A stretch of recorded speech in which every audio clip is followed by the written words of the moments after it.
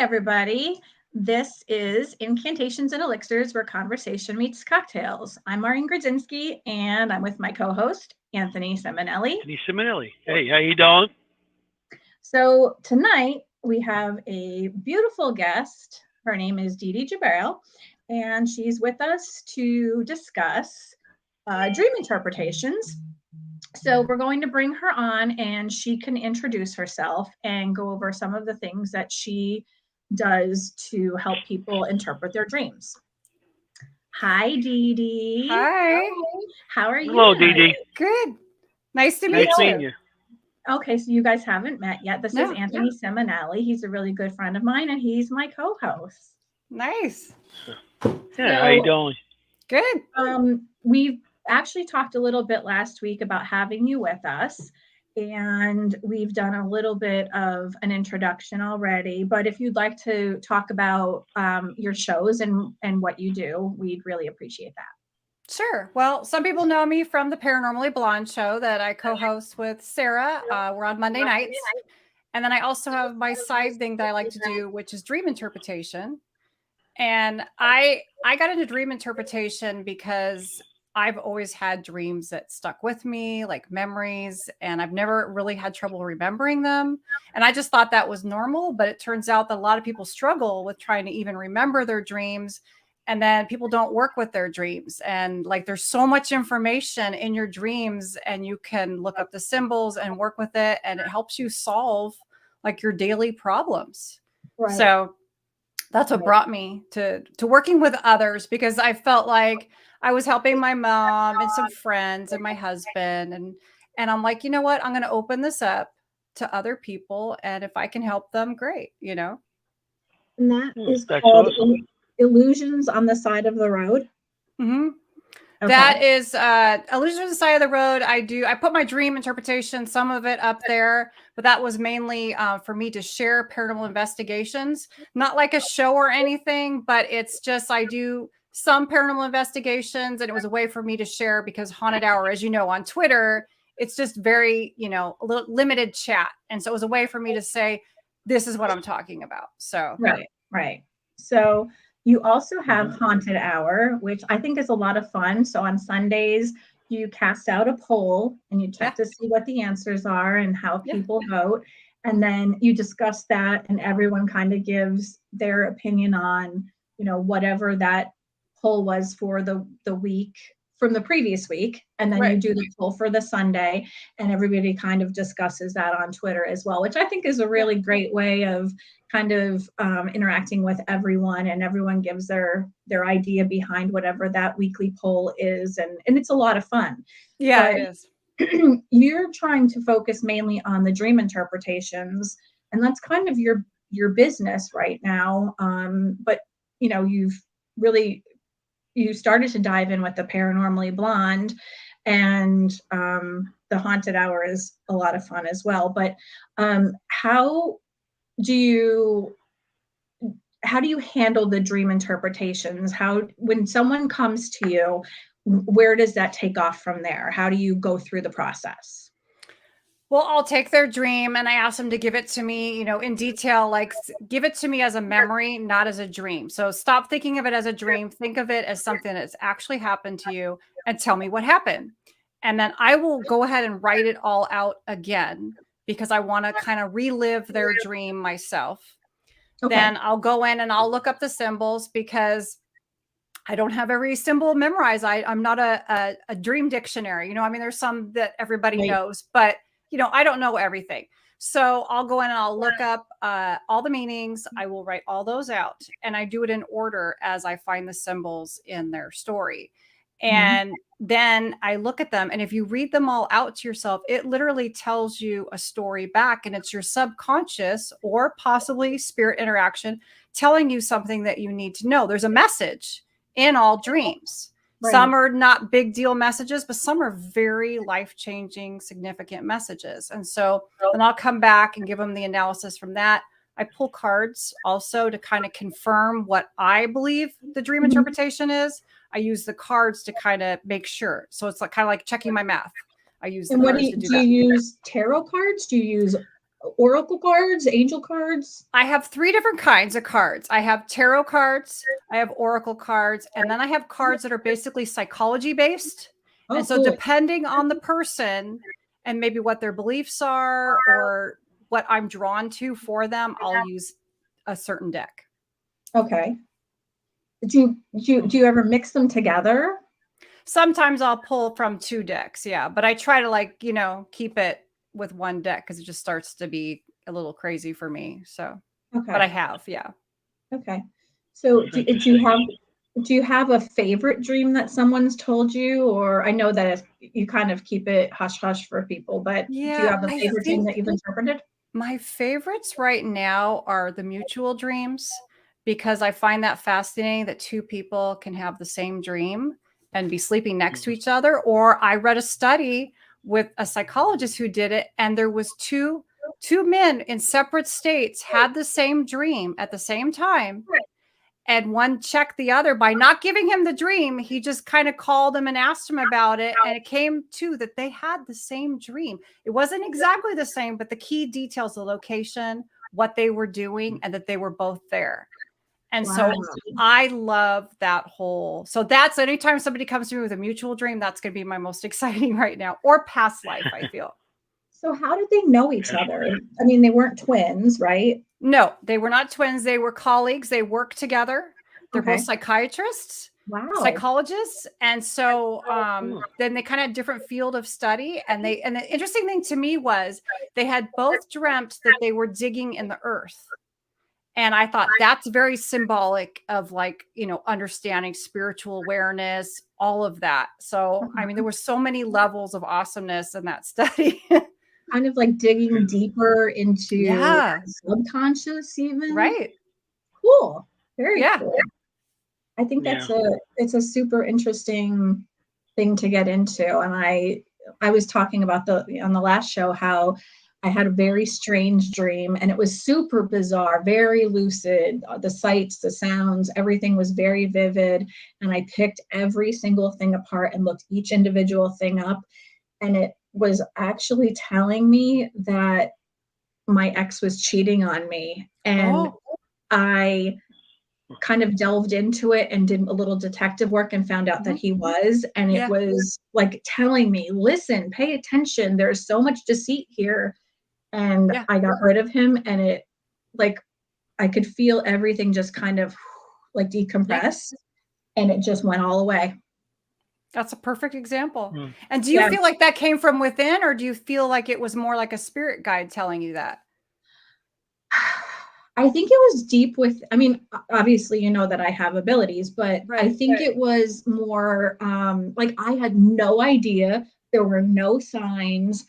Nothing was telling me anything. I mean, I don't know now that because back then I don't think I really realized that I had abilities. I mean, I did have abilities, but they didn't blow up until way after that. Yeah. So I think it was probably a subconscious thing that was telling me that there probably were signs that I just wasn't paying attention Right. to. But he was just shady. When I was a kid, I used to have a dream. Okay, I used to. I was on my block where I was in Queens. I used to walk like 2 blocks away, going like there was like an old haunted mansion there. I used to go in there.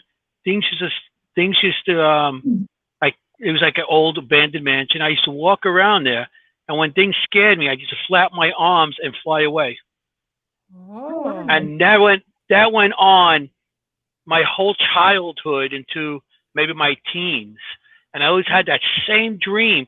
And I used to jump up after it after I flew away. So Yeah. I don't know. Well, Does that to do anything? Yeah, the street is your life path. The haunted house is that, and the home is an aspect of yourself.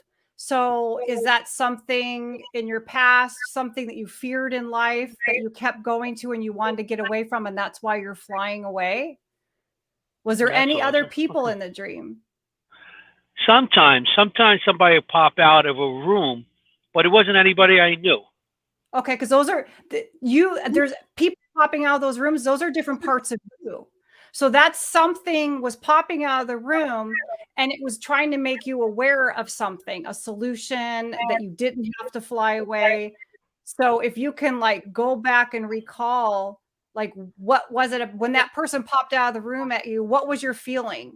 What did anything about that person that'll give you a clue to what it was that was trying to get your attention? Because that was probably a solution. Somebody's trying to make you aware, but it's still you. Yeah, like I said, they just pop out. Sometimes it was a young girl, or sometimes it was a man. But Okay. never a boy or a woman. It's like a young girl or a man at that time. Yeah. But I mean, I just like I woke up. I walked to this block. I walked 2 blocks from my house to get into this haunted mansion and walk up the stairs. And sometimes, I used to get higher and higher in the building. As you got and older? then as I got old, I'm just thinking about that. And I would get higher and higher in the building.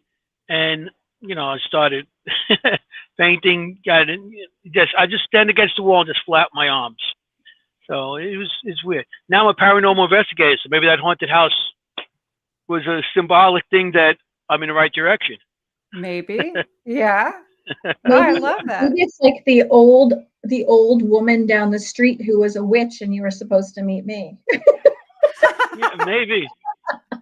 Well, growing up, all my life, I know a lot of witches. A lot of witches. And I'm not talking about the kind that you are. The not so nice ones or the nice ones? Not nice ones. No, not nice ones.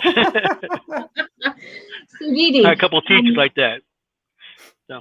Ty says, I don't know if you could see the comments. Ty says, had a weird dream last night that I could not sage. And she says, hi, Dee Dee. Hi. She had a nice dream that she couldn't sage. She had a dream last night. Okay, so it was bad and you couldn't make it go away? Yeah, it sounds like that. Let's see. Tell us more. Ron says, I usually travel in my dreams many different places. And then, let's see. Ron says, I had a dream during, I think it was summer school. Maybe you should have stayed out of summer school, Ron. Then you wouldn't have to worry about the bad dreams. So what are your favorite types of dreams to interpret? Well, again, it would be the past life. I love talking about past lives. Past lives. Yeah. We've talked about that. Yeah. And I love to explore that because is it an ancestral imprint, a memory, or is it us actually reliving some part of our past life? Right. So it's the more I can see what other people experience, more it helps me with my own dreams that I consider past life, so that's also another subject that I love. I agree with that too. Yeah. I was at a party one time and I was just walking in and my brother was with me and this woman comes up to me. She goes, you were an Indian warrior in a past life, but you were killed on one of the big battles. And I was like, I found that interesting. Then she points to my chest and goes, this is where you were killed. And where she pointed me on my chest, and I had a shirt on and everything, I was all dressed. Where she pointed on my chest, I have a birthmark. They say and I'm always into, and I've been into the American Native cultures for a long time. Yeah. And and the wolf. Last week we spoke about that spiritual type of animals and the wolf I'm very drawn to. So I thought that was interesting, and I did dream about stuff like that in the past also, and other types of things like knights and everything. So I thought maybe there might be some past lives in those too. Yeah, you should definitely try to recall some of your past life dreams and write them all out. It doesn't matter if it was 10 years ago or 5 days ago. If you write it out and then come back to the next day, you can keep building upon that, and you'll pull it like a real memory, and you'll start to remember, because there could be a lot of clues in there that you just didn't pay attention to that would really, especially if you're putting together multiple dreams. Mm-hmm. So if you have multiple dreams that's kind of similar and you put it together, could really build a story for you. I Yeah, totally it's- recommend doing that. That's I tell awesome. people to do Yeah. that all the time to make sure they keep like a little book by their bed with a pen Yeah. and write things down, because Mhm. once you're up and you're moving, you'll forget it immediately because your brain's Yeah. already working on something else. Yeah. Yeah, that's what I usually tell people, because a lot of people come to me about dreams. I'm a paranormal investigator, so they figure I would know about that. Sometimes I bought a book. I started going through the book and reading some of the stuff, but that's what I tell people too. Next to their bed, if they have a dream, because as a paranormal investigator, we know that in dreams, our past, our spirits, our parents, or whoever passed away, what comes to you more in a dream than in real life. If they appear in front of you, people are afraid of, oh, a ghost. Yeah. But if they come to you in a dream, where are you going? You're sitting there, you're talking to them. Yeah. So I know as a paranormal, I feel that spirits do come to you in your dreams, and they do talk to you. And if they have something to say, especially when you're emotional, you have bad stuff going on in your life, or just needs a lift up. Somebody in your past, I feel, will come to you and try to bring you, cheer you up somehow, or say, definitely. no, it's going to be all right. So yeah, I had a friend. I had a friend who passed away. It's been about 10 years now, but I stayed in touch with her children, who are both grown adults. And I had a dream about her probably a week ago, and we were just walking a path and everything was nice. And she just told me how she was concerned about her daughter.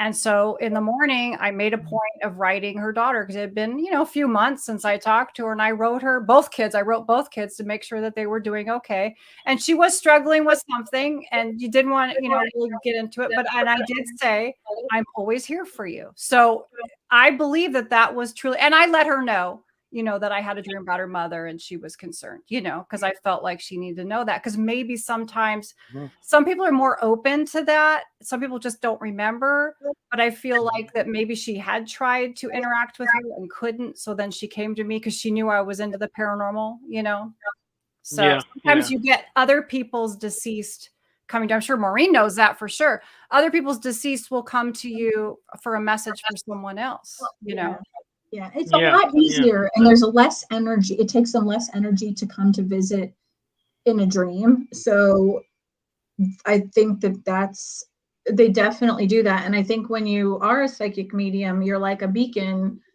and they come to find you to give messages to other people, or they come to you in that way so that they can give messages, or just to contact and just be able to give a comforting feeling. Right. Yeah. So dreams are better that way. And I think a lot of people don't realize that is what they're doing, and that really is them. It's not just, a dream. It's definitely I agree. a message, which is really cool. Yeah. It is. Mm-hmm. It's beautiful. That's good. So how many people actually come to you to have their dreams interpreted? Like, do you think that a predominant amount of people believe in this, or do you think that they think it's bunk? Well, I'm guessing that anyone who comes to me asking for dream analysis believes in it, because that would seem strange. You know what I mean? No, but you have a lot of people coming to have this done, because I mean, that means that they really do believe that this is something. I wouldn't say I have a lot of people coming to me, but I wouldn't say necessarily it's because people don't believe in it. I would say that it's people don't remember their dream, or it's too private and they don't want to discuss it. I think most people, most people believe in dream interpretation, even if it's just from a psychology basis rather than a spiritual. I think it's a combination of both. Yeah. I think psychology is a form of spirit. It's connected. So, but yeah, I think most people that I've ever taught, I've never had anybody say I don't believe in dream interpretations, if that's what you're asking me. Never. Yeah. So I think that if I think you're very easy to talk to, and I think that if people are afraid to reach out, I think that they shouldn't be, because you have such a good heart and you are so easy to work with that if someone out there does have a dream that you really want to have interpreted, Dee Dee's the person to go to, because it's important, I think, because sometimes it is something that is so, it's so deep down in your subconscious that it might be important to have come out. Exactly, especially if you're dealing with nightmares or repetitive dreams, that you gotta get it out somewhere. Even if you can't handle giving it to somebody else, that's where you do need to sit down and write it all out and ask yourself, what could be causing this? What do these symbols mean? Because why suffer? And I mean, if you can't go to sleep at night without worrying about having nightmares, that's suffering, and dreaming should be beautiful and pleasurable. And problem solving shouldn't be a bad thing. Like how Anthony said that people go to him and they ask him about dreams. Yeah. Just because we're all in the paranormal field, we don't all do the same thing. Right. Like I can interpret dreams to a certain extent, but that's not my forte. Anthony, he works in the paranormal field, and he does investigations, and he works with tech, but he's not a psychic medium. I mean, we all have our thing, and that's why we all like to work together. And we'd gladly say, I may not be able to do that, but I know a great person who does that, my good friend so and so, and we're happy to refer you to people. And I think that's what's great about the paranormal world. It's not something where it's a competition. We like to work together. We like to see people excel at what they do, and that's why we have each other on our shows. That's a great part of this. I would, when you keep saying past lives, I did a ton of research on children, and I love the fact that there are a lot of kids out there who this is not the best part of it, but they have night terrors, and it seems like every kid out there who's had night terrors remembers a past life. And some people know how to handle it, and they'll walk their children through asking questions and what do you remember about it. And I think it's great that these parents are willing to listen and help them through it and take them places to show them parts of that past life. And they handle it so well. And then there are some people who clam up about it. They don't want to talk about it. I think it's easier for the kids who have parents who are willing to ask questions, find out about the past life. They want to help them, see what it was, or ask and find out who they were as a person in the past life. It's easier as a transition, and it goes away quicker when they do discuss it, instead of just, sweeping it under the rug and forgetting about it, because the night terrors are very traumatic. They last forever. This is something that does not go away easily. So it has to be analyzed. Yeah. Whether it's your parent or eventually you end up at a doctor's office, it has to be taken care of one way or another, because then you have somebody who's not getting enough sleep, fear-based, it's just not good. Yeah. And I think it's better when it is your own parent, because who are you close? I mean, I always say that your mom is your first home and your first best friend. Yeah. Better to help you with it than your own parent, know. And there are so many kids who deal with these traumatic experiences, and night terrors are not fun. I've dealt with that with my own son, and it was super terrifying for me. And at the time, I didn't realize what it was. Now that I know, it's, I watch these poor kids go through this, and I've watched countless videos and TV shows, and I wish I could have handled that better, and I would have asked more questions, and I would have, done more research. You didn't grow up during the 70s, 60s, 70s, and 80s. You didn't grow up during that time. You couldn't go to your parents with those questions. I did. I mean, but Yeah, I didn't have. my mother said, "I believe you, but don't say nothing to nobody." Huh. You know, and Yeah. that's with the paranormal because I started experiencing things since I was 3 years old, seeing and hearing and feeling, and I've been experienced. That's why I got into the paranormal to get my own answers Yeah. and see if just to prove everybody else that I'm not crazy, Yeah. and I did experience these things. So Katie, back how was then, your you parents couldn't go growing to up? your parents.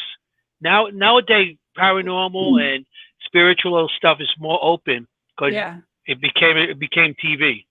Yeah. TV, Exactly. and you My know what I mean. parents said it was bullshit. Like, it You know what I mean. was just bullshit. Yeah, before Yeah. that, you couldn't talk much about it. I mean, I have friends, going through the years, I'd be investigating by myself in cemeteries at the age of 13 years old Wow. because you couldn't go and tell anybody about any of your experiences. Dreams, no. I was told about dreams that if you die in a dream, somebody's gonna be born, and if Huh. somebody's born in a dream, so there's gonna be a death. That's what Wow. that's all I know about dreams. If you You fell from know? a skyscraper in a dream, you were going to die if you like woke up too quickly. Yeah, that's Remember that? another thing. If you die in a dream, you die in real life. Yeah. Yeah, I did. You I woke just up. read a study on that. That's not true. Yeah.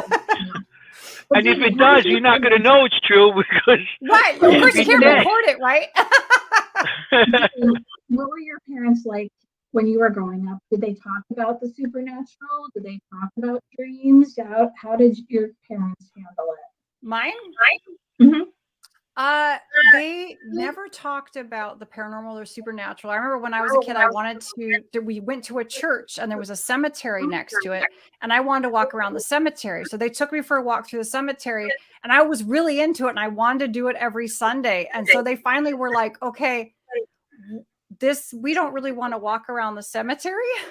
If we can go to a park or Did they think it was McDonald's. creepy though, or did they just not want you to be there? I think they were worried about why was I wanting to just like take my time walking around the cemetery. It was a little bit weird, And so that's something that I look back at now and I'm like, that's interesting that I was drawn to the cemetery.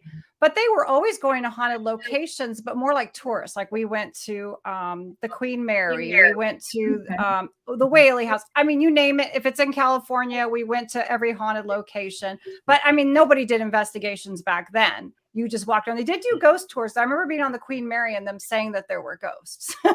So but I don't ever remember them really talking about it. But So they didn't say that they didn't believe, or like there was. It didn't come up because I didn't have paranormal experiences as a child. We didn't live in a haunted location, so it just never came up. Do they believe in superstitions? I don't think so because they were Catholic. So I think that they were just, Christian based, and you go to church and then that's it, Yeah, There my was family no- were also Catholics, Yeah. Roman Catholics. Mhm. You just kind of go to church on Sunday and that's it. Because my mom was Irish Catholic, but it was don't put new shoes on the table, don't open the umbrella in the house. Oh yeah, they weren't like that at all. Yeah, no, they weren't. Definitely not. No. But they were Irish. Like your families are. Anthony, you're not Irish. Dee But I grew up with plenty of Irish. My neighborhood was Irish and German. I was the only Italian, so I grew up in a lot of those homes. Do you remember anyone saying any of those things? The what? You remember anybody saying any of those things around you? No. No. The only thing she talked about was the banshee. That's the only thing she ever talked about was, you hear the banshee. But she told me that you have to be pure Irish and it has to be somebody that you love is going to die. And then you'll hear the banshee. It's funny because I'll give you a dream I had. There was, for about a week before my dog died, I kept seeing this faceless, screaming, white dress wearing, long brown hair entity. And she kept screaming and I was trapped in different places with her. She was in the back the last night before my dog died. She was in the backyard screaming to let her in my house. And I said no. And the next day my dog died. So Wow. I was like, maybe that was the banshee warning me that my dog was going to die. Because I don't necessarily consider the banshee someone to be afraid of. It's a messenger. She's a messenger to let you know that somebody's going to die. It was a warning, but I didn't understand the warning that my dog, was going to die. So and she did die suddenly. She was in perfect health, and then she was just gone within minutes. We were like literally calling the emergency. She puffed up. We called the emergency. By the time they said, yeah, bring her in, by the time we were getting her to the car, she had already died. And so a banshee to you is just like a harbinger. Mm-hmm. Yeah. She's just a messenger. You don't have to be afraid of her. See, I'm sure. We didn't talk about a banshee like that. We were usually getting yelled at, and it was, will you stop screaming like a banshee? Oh, yeah. Yeah. Or don't be a whirling dervish.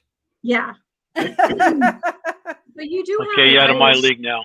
Family. That's interesting. So do you think that your family did have abilities though? I suspect, yeah. Because I know my aunt's a little bit psychic, and my dad I feel like my dad he's really good about just knowing everything. He's a really good judge of people. He's very spiritual. So he's like a historic psychic. So he knows like the history of people and how to read like almost like a human lie detector. Yeah. They call them historic psychics. Oh, that's cool. I love that. Yeah. Yeah. Because you know the history behind them before you know them. Yeah. And I think you're very empathic for sure. Yeah. I've definitely become aware of my intuition. And you know my story about when I finally realized it and look back on it with how I avoided a car accident. Do you know that? You told me about that. Yeah. I was driving. You can tell them. Sure. Well, I was 18. I was driving my car. I live in an area. It was over 100 degrees that day. It was a 1966 Plymouth, no air conditioning, roll up windows. And I'm driving on the freeway. Open 60s. Yeah. And there's open windows and do 60 miles per hour. Exactly. Pretty much. And so nothing going on. The traffic's normal. And I got this voice that said to me, roll up your window. And I'm like, I don't even know why I'm thinking that. So I didn't. It's 100 degrees, right? I'm already sweating. And so I just kept driving and everything's still normal. A couple minutes go by and all of a sudden it like came at me like a roar. Okay. It was so intense that it just radiated through my whole body and just roll up your window. And it was so intense. It still gives me chills. I literally just started rolling up my window. The minute that window hit the top, truck and car in front of me hooked together, flew to the side. My entire window that I just rolled up was just pelted with glass and probably car parts. I don't know. Literally maybe saved my life, definitely saved my face, So yeah.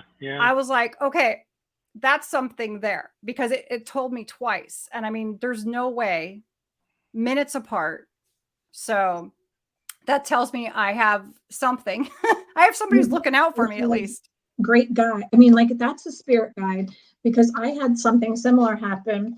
My guide, but I didn't listen. My guide kept saying, don't go left. Don't go. What did I do? I went left. Yeah. And I had it was a wicked car accident. Yeah. And your spirit guides cannot physically like move you. Right. They can only scream in your face for so long. Yeah. And I mean, they can only do so much. They can tell you, but they can't physically move you. So that was them telling you, this is what we're going to do to help you. And they'll scream as loud as they can. And they did. That saved you. Yeah. Mm-hmm. So now I listen. It took me years. I mean, there's other things that I regret not listening about, relationships, choices I've made. I mean, if you really tune in, you can bypass a lot of bad stuff if you listen. Yeah. And that goes back to dreams as well. Maybe you don't hear somebody speak to you, but you're getting it in a dream. I believe that everybody's getting interaction with their spirit guides in dreams. And I always tell people, like how you said, it's, you can only, you can hear all these things. Here's the start of your life. Here's the end of your life. You can follow it straight as an arrow and it'll be boring as hell. You can kind of do like a short zigzag and it'll make life a little bit interesting, or you can really like veer off that path. But no matter what, you're going to still start here and you're going to still end here, and it's going to end and start the exact same way. It just depends on how exciting you want it to be. Right. How you get to the end. Yeah, you still get there. Sure. Yeah, that's so true. I love that I analogy. had an interesting experience too. My mom was, she just had surgery, she had cancer and everything, and she was in a rehabilitation center, rehabilitation, and she had brain cancer. They cut some of her brain out, So she was at the rehab, and I'm driving to work. It's like 5:00 in the morning. I'm getting on one of the highways over here. I'm getting on. All of a sudden, I look up. I see my mother's face in the back, looking up at me. It was like a big round white ball. Her face looking up at me and smiling, and she looked so, so peaceful. So I'm getting on the highway. I'm looking. I'm trying to get on. I get on. I look back. She was gone. So I call my wife up. I told her what happened. Then I tried to get hold of my brother, but he was on his train. He was going to Manhattan. So he didn't get the message. So I get to work. I was working in Brooklyn at the time. And I told my partner, I'm a retired electrician. So I told my partner, listen, I just experienced this thing with my mom. And he goes, what do you think it is? I said, I don't know. I said, I'm going to call the hospital. As I said that, my brother called me up. And he said, what happened? I told him what happened. And then he called up the rehabilitation center. They were checking her vitals. They were rushing her to the hospital because she was not doing good. So I ended up picking him up and going to the hospital. And that day my mom passed. But I feel that she knew I had abilities to come to me and not panic like my brother would. And I think she was calling to me to get my brother to her side before she passed and hold her hand as she passed. And if we didn't know about that, I was in Brooklyn, my mother was in Queens, my brother's in Manhattan. So if anything happened, and if that didn't happen to us to get to her, do you think that at the time, maybe she was, as she was getting checked, was she dreaming? Was it something out there? I don't know. Was it a dream that she threw out to me, or It could be. I mean, it could even be like, I believe in a collective conscious, and being that you have abilities, she probably did too, and you were able to connect. She could have been calling out to you through a dream, or just through like the in between. I learned that they call that the twilight zone, where you're in between awake and asleep. But there's a lot of paranormal stuff that goes on during that time. Wow. And she could have been communicating to you. Yeah, I fully believe that was transitioning. She could have been almost on the other side, so she's able to visit, because my mom was like a hologram the week before she passed away, and she came to visit me as a hologram. So she was like in between both states, kind of back and forth, not sure what she was doing yet. So she came to visit, and she said, everything's going to be okay, Reen. And I was like, whoa, like this was huge. You could smell her. You could feel her. The warmth was there. The bed was depressed. It was actually crazy to be able to see all of that.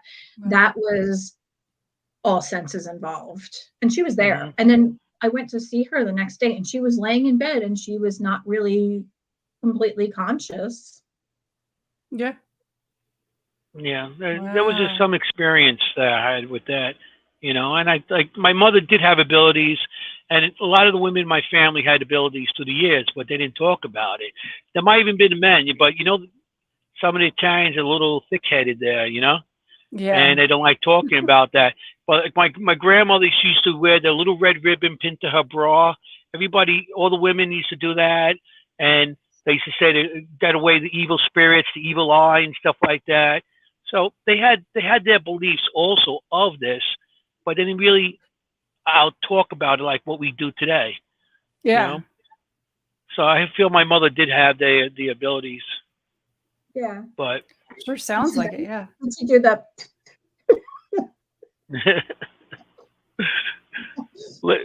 later on I'm gonna wake up Maureen. I'm gonna like, hey, I'm here for my brain. I'm gonna throw my abilities at her. I'll come visit you. Wake too. up! We have lots of people saying very interesting. Ufi is one of our regular watchers, and she said hi, Maureen, Tony, and Dee Dee. And Charles said hi, Hey, Charlie. Ufi, Ron, Marco, Ufi. Maureen, Tony, and Dee Dee. Hi, Ufi and Charles. Ufi, Is that Charles, it? Marco. Okay, I think I'm getting some of it here. Hey, I Marco. think sometimes it's a little bit lagged behind.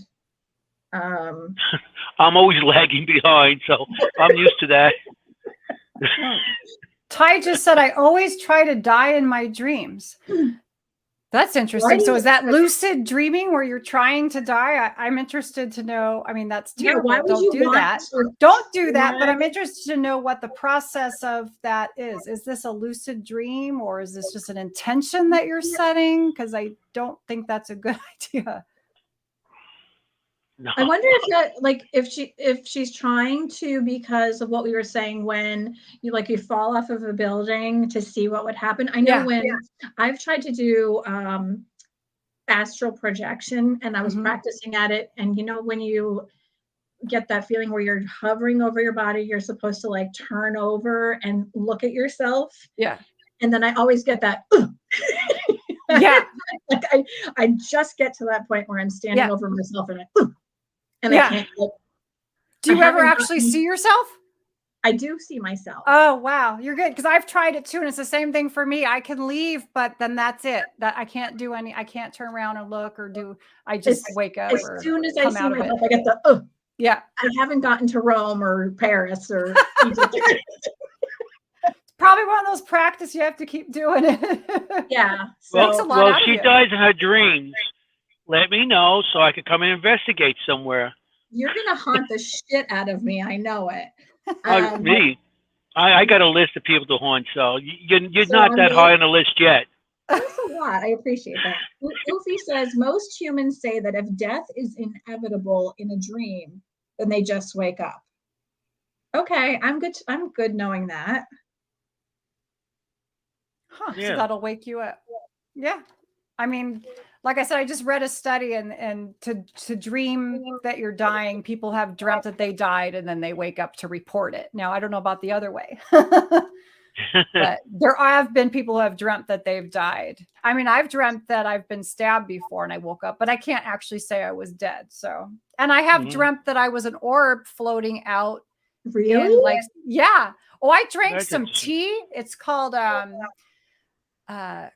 third eye tonic tea. Okay. And it's got, I'll have to tell you the ingredients are later, but you can Google it. It's got good stuff in it. Oh boy, don't drink this during the day. And so, I like in my dream, the first thing I'm aware of in my dream is I'm actually inside an orb, or I am the orb, but I can see like the white and I can see the little bit of fuzz. Like when you look at a dust orb and you see the little bit of fuzz around it. So I'm in the orb and I'm out. It's all blackness. And at first I thought I was in space because I'm moving higher, but I realized I'm just like in the lack of knowledge. It's just all black. I know nothing. I had no fear, but I was like, what is happening here? So I was very logical. And so no emotion. And all of a sudden I see all these lines and symbols popping up. And I'm like looking at all of them and they all make sense as I'm looking at them. All the dots are connecting to the different symbols and stuff. And like, literally, I'm like, oh my God, I can't believe it. This is amazing. Like I'm learning something. And then I woke up. And so I sat down right away and did automatic handwriting, but I could only remember one symbol.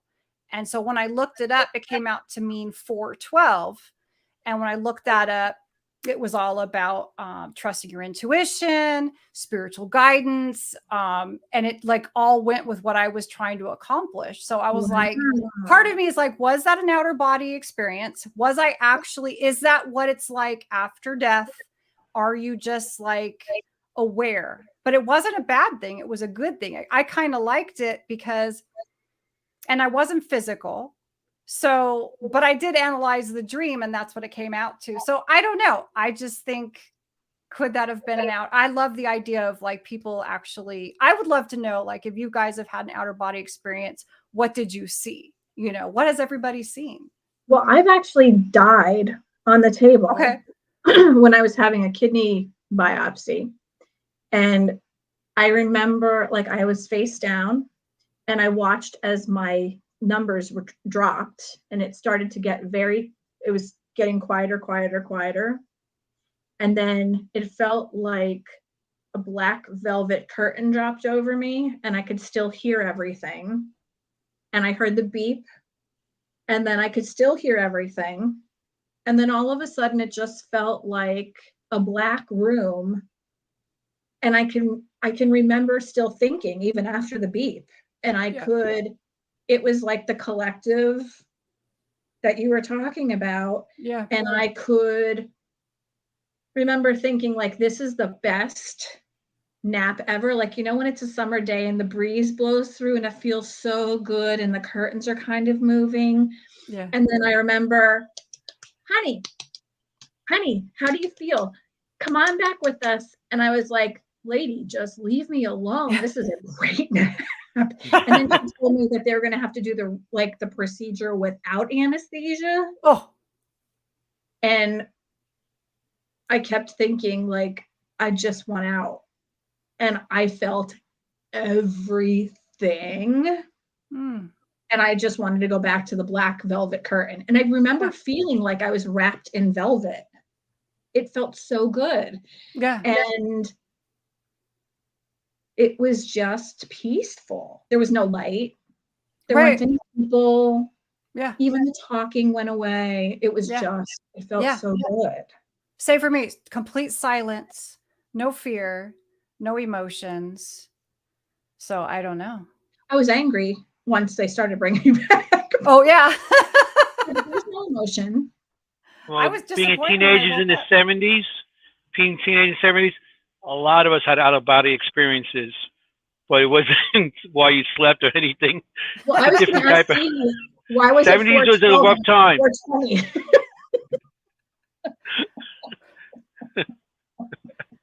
Different type of out-of-body experience. Yeah. It should have been 420 instead of 412. Yeah. That was some good tea. Yeah, I'll tell you, like I said, it's called Third Eye Tonic Tea. If you're interested in really working with your dreams and your experience and not fearful, if you're a fearful person, I wouldn't do it. But if you're comfortable with dreaming and digging deeper into your subconscious, I recommend the tea. But like I said, again, if you're someone who's having nightmares, don't drink that tea. That's not it's not going to be right. My mother used to tell me that I could fall asleep on roller coasters, so I'm like, good. I'd be the first one to jump in on that. I would try it. Yeah, you know, it's good. I mean, maybe I find out why I'm flapping away. Yeah. After all these years. I mean, if you set that intention, if you set the intention that you want to go back to that place, you want to understand what the dream meant, especially looking back as an adult. And you every night say to yourself before you go to sleep, I want to go back to this place. This is, you know, what I want to learn. And every morning you write down what you did dream and see if you could bring yourself, like picture yourself before you go to sleep, go back to when you were a child, picture yourself walking down that street, feel it, close your eyes, feel yourself walking towards that house.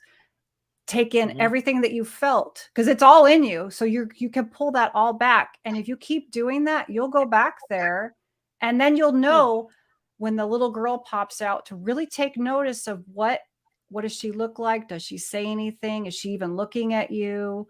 How do you feel? Every detail. What room did she pop out of? Things like that. Same thing with the man, you know, And you could maybe revisit. It's totally possible you could revisit that and learn more. That's how you do a You know, plus life as I'm regression. talking about Oh, it, is it? I'm starting to remember more of it. Like one of the rooms I used to go in, I walk in, and it was like a old room with like these like chalice types of cups that were all dusty. It was on the table. It was all dusty. There was a white tablecloth. And as I'm talking now, I'm thinking more about this. Yeah. That's interesting. I wonder if that was giving you like the chalices and the white cloth. Could that have been like religious beliefs? It's possibly, like I said, I grew up Catholic. Yeah. I was going to a Catholic school at the time too. Were you a Okay. Nazi boy? Yeah, I was good at the time. But when I got older, I went to a public school after I got. But that lasted into my teen years. So. Do you feel like you turned away from the church? Did I turn away from the church? Well, I You didn't feel go like to you mass, did? but I still believe it. No. Yeah, but do you feel like you turned away from it? Do I walk? No, I don't feel like I turned away. I haven't gone to mass, but I still believe. I say my prayers, and I'm still a believer of the church. But I don't think I walked away. But it's like as you keep on talking, and we talk, and I keep on thinking more stuff about this. Yeah. And it was weird because my friend lives on that block now. One of the guys that's on my team. He lives right across the street from where I used to. And the building that was there was these. They're still there. It's like these 6-family homes, and it's like the whole block of those 6-family homes, and it's all the same height and everything. So I don't know, and that's where the haunted house was, or the old mansion type of thing. Well, that was completely different. Huh. Yeah. That's so interesting. Ufi says that lines and symbols, the symbolic universe, it's the matrix or a form of it. Have you seen lines and or symbols while you were awake? Some call that a waking download. No, but that would be really interesting. That's the only time I've ever had it in a dream that I remember, and I'm usually remember all my dreams. I've never had that in waking life, but I have thought about experimenting with just doing automatic handwriting and see if I could pull more in. Yeah. Ty asked, wait, were you talking about me? And Ufi says there's a dark place in dreamland where you do not want to go. Let's call it the abyss. There is no spirit there. So we'll get back to Ty. Yes, we were talking about we were wanting to know why you tried to die in your dream, so you could fill us in, and we'll go back to Ufi while you answer that. So there's a dark place in dreamland where you do not want to go. Let's call it the abyss. There is no spirit there. I think I've been to some place like that. Yeah, I mean, that's just, I spiritually maybe, but I feel like darkness in a dream is there's deep within your subconscious. So you're pulling out things that you're not aware of. And so sometimes it can feel very bad, but once you work through it, then it becomes lighter. But I don't know, spiritually, the only time I've ever been someplace dark and it wasn't a bad experience was the dream I already told you guys about. And I haven't had anybody else write to me and say anything about that either so far. I remember being someplace where I was just it was almost like the movie, oh gosh, I get them all mixed up. Is it Insidious, where they walk around in the dark and they try to find someone? Which one is that? Mm-hmm. Is that Insidious? Insidious. It's kind of like that, where you're just walking around in the dark and things are kind of like grabbing at you. Mm-hmm. That does sound very unpleasant. It wasn't fun. But that's a very disturbing movie. So yeah, I don't know if I've seen it or not. Yeah. It was just well, in that it was that these things were really not good, and they keep looking for the kid that went missing, right? Anthony? Yeah, a kid disappeared, and they said he disappeared in like into that the Insidious, like a dream type of state, Okay. and they were looking for him, but he was kidnapped by like a witch type or bad witch Right. type of yeah, it was Maureen. Maureen kidnapped him and dragged him into that state. And so the family, the father had the same abilities as the kid, and he had to go back and try to grab the kid. So yeah, It's always with that like that older lady that's in like all those movies. hmm So she had to go with him to pull him she's back. been in a lot of movies. The one who played, the one who went back, the one who grabbed him and went back and stuff. Yeah, that the woman that played that part. She's been in a lot of horror flicks, some comedies and stuff. But yeah, she's good. I don't know her name, so. That's what it reminded me of, like just walking around in the dark and not being able to see anything and not knowing what you're going to walk into, or like just hanging bodies and things like that. It's like going on an investigation, walking in the dark. Yeah, that doesn't faze me. I go in with my camera. I got a 2-inch screen. That's night vision. I can see, and that's all I see. I did that Trans-Allegheny. When I walked around by myself, things were thrown at me and everything else. But it's like that, on investigation, dark places. I walk around with a flashlight, and that's pretty much it. Oh, here I just walk around night vision. Oh, she says when I purposely kill myself in a dream, all that ever happens is I wake up mad. It ends there. Yourself? Are you mad at yourself? But why are you trying to kill yourself? Is it the experiment of seeing what will happen? The experience of dying to see what it's like to be dead? Like, I don't know why you're trying. Yeah, I'm confused there too. This was a big question forever in my life. I always wanted to know if you can like die, but you can come back later. I'd love to see who shows up at my viewing.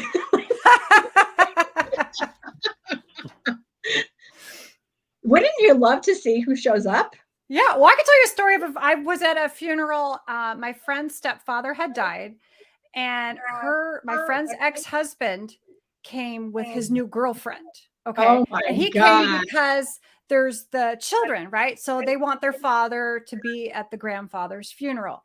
So, and the man who died, he was very much a funny type, and so I'm standing there with my friend, her mother, and her sister. And across the way, we can see him coming across the cemetery from where he parked. And he's walking through the grass, which is just all nice grass.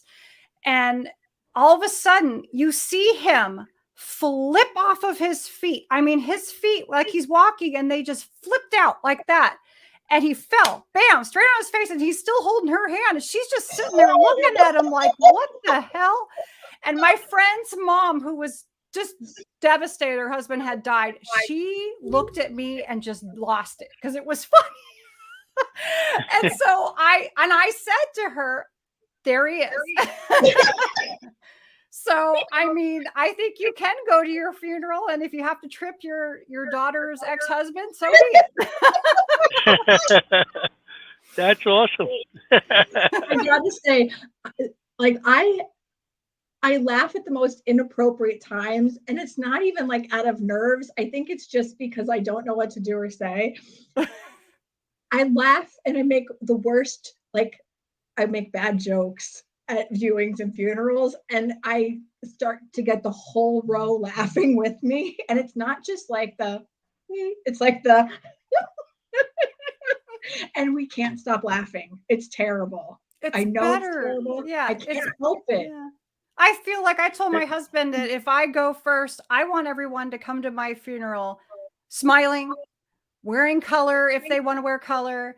And I want everyone to bring a funny story about me, a funny story. I don't need people to say I did all these things if I've done anything. I want people each person to come and talk about an experience they had with me that was funny. That's how funerals should be. We should be remembering the happy moments. I hate funerals because there's so much celebrate crying the life.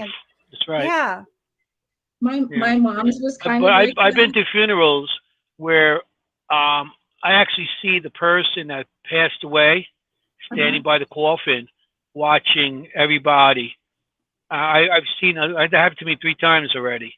I go to a funeral and I Really? can actually see the person. Yeah, they're actually by the grave. They're actually at their own funeral, watching everybody, walking around or whatever. But they're just standing there, not doing anything, not making any, gestures. Just the head walking back, going back and forth, and then they fade away. But I have seen that a couple of times. I've seen it at too many funerals, But it's interesting to me that maybe we will be at our own funeral. Yeah. You don't see that at all the funerals. All the funerals I went to, I haven't seen them all, but I've seen it at a couple of funerals. So that was interesting. Were the people also psychics, or were they the type of person where they want to micromanage who is at the funeral? Like, would they be the type of person to be like, I want to know who showed up and what they were saying about me? Like, was there anything in common about their personalities? No, well, one of them was somebody I knew was in the paranormal, and I felt that he was there, because, I guess he wanted to see who showed up and everything, and he kind of acknowledged me when I walked in too. He just like nodded his head, and I'm like, he's laying there, and I'm, seeing this person. Yeah. And another one was one of my friends that passed with cancer, and I seen him. I was actually one of his pallbearers, and I seen him at the grave, and he was like a very mellow guy. He was not judgmental. He was like, very cool guy, and I guess he just wanted to come to see, Yeah. And the third one was a family member that I seen standing there and watching everybody. But I mean, it's not like they were judgmental. It's not like they were anybody. There wasn't those type of people. They're all good-natured people. And they just came back, and it's the 3 that I've seen that were all good-natured people that had, none of them were judgmental. None of them were any kind of like needy attention or anything like that. So that was interesting on that. Yeah, genuine love and concern. Then maybe that's key. I mean, I think the 3 that were there were more concerned about their family and how they felt about, how they were feeling, because all 3 were, funerals where people missed them. They really missed these people because they're just such nice people. That's why most spirits do spend more time here than they do on the other side or in a different dimension or wherever they're at, because they want to spend time with us. They miss us just as much as we miss them. Like when they're speaking through me, they're telling me, tell them I'm here with them, stirring their sauce for them, or, cracking open a beer with them, or watching the Yankees game with them, or whatever they enjoy doing with that person. They're here just as often. It's, they act the same, they talk the same, they do the same things, but there's no guilt or shame or grief or anger or hurt. Like all of those shadow self things, that's gone. It's just joy and happiness and love and all the positive things. That stays. It's just the other stuff goes away, which is great. And I'm with Charles. Like I keep telling my family, when I die, I want a carnival, and every hour in the hour, like put off a foghorn and do a shot for me. And I want rap music and like fun. My mom, when she planned her funeral, because she knew she was dying, she was really sick, and she was like, I want bright colors worn. And I was like, ugh, because my closet's black, light black, charcoal. It's black.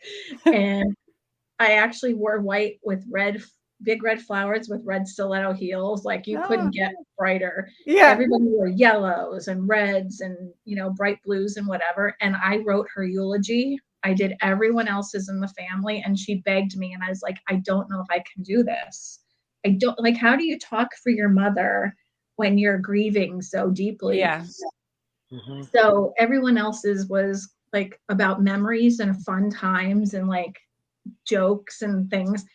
And when I started it was like automatic writing, Dee Dee. Like, and I always say I've never done automatic writing, but I think that I did it with that because I put my pen on the paper and it literally just started to flow. Yeah. And she had this uncanny ability to talk about things that she shouldn't in the weirdest settings, like Thanksgiving dinner. She would say some things and we'd all go like, and some people would like spit out their drink or like choke on their food. And I would just go, So she said something to my son at Thanksgiving dinner and everybody was like, so I brought that up and I did it strictly for the reason that everyone was sobbing so hard, like my father and my sister and my son, and like they were just so crushed. Yeah. That when I said, and my mom made a statement at Thanksgiving dinner and they all went, stopped them. And I turned and I looked at the priest and I said, and I am not religious at all. I mean, like I'm a witch. So I'm in a church right now. I was like waiting for the place to explode. And I turned and I looked and I said, Father, I'm really sorry for what I'm about to do. And I kept getting this. So I like pulled a little prank on them and I was like, on Thanksgiving, my mother decided to say something and my son's face was like, my mother said something that was completely inappropriate and everyone spit out their food. But that's just who my mom was. She just said inappropriate things at inappropriate times. And I just kind of left it at that. And then everyone's whole demeanor changed for the rest of the Mass. Like it was they needed that, And I think that she would have wanted it that way. And it wasn't how, like, it just needed to like flip. And I put it at the very beginning because it was starting to go downhill quickly. Like I was starting to say, my parents were married for 45 years. They were best friends. They were lovers. They were, each other's soulmates and best friends. And my mom was on oxygen, but she walked in a blizzard to her grandsons to play in the snow and she couldn't get back like 2 streets away. And when it got to that, I had to say this, otherwise it was never going back. So I put that in there. And then from there, it was only uphill and like jokes and laughter. And the priest was like hyena laughing. He was like, he couldn't. And I think that when I do readings for people, they think that it's going to be,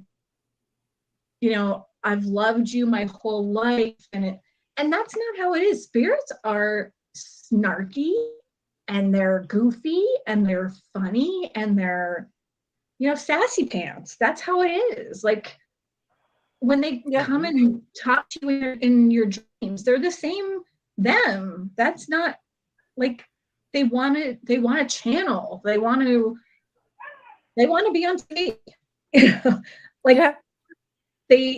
A lot of them were scared to be on TV or to be on the radio or to talk or people. This is their chance. They get to talk to you by themselves. Yeah, definitely. Yeah. And unfortunately, some of them they can't muster up enough energy. So they come to you to interpret dreams, or they come to Anthony and talk through his, spirit box, or they come to me so I can channel and, act just like them, or I have the same mannerisms, or, they go to whomever has whatever ability they have to talk. I agree. Yeah. Through them. Which I think is really super cool. And it's unfortunate that, not everyone has the abilities, but the ones that do get to relay messages, which is why, if anybody does have a dream that you want to have interpreted, especially if you have a loved one that comes to see you, don't be afraid to, come to one of us, especially Dee, who's here to talk about what she does. And Yeah. hi, Yeah. Kia. And I won't, yeah. You don't have to be afraid of judgment. Also, I don't have to put it on my podcast. Like I have a podcast where I do my dream interpretations, which can be anonymous, but I've had somebody bring me a dream on a topic that they didn't want shared at all, just like me and the person that had the dream. And so I said, fine. So it never went to my podcast. It never went anywhere. Just the two of us.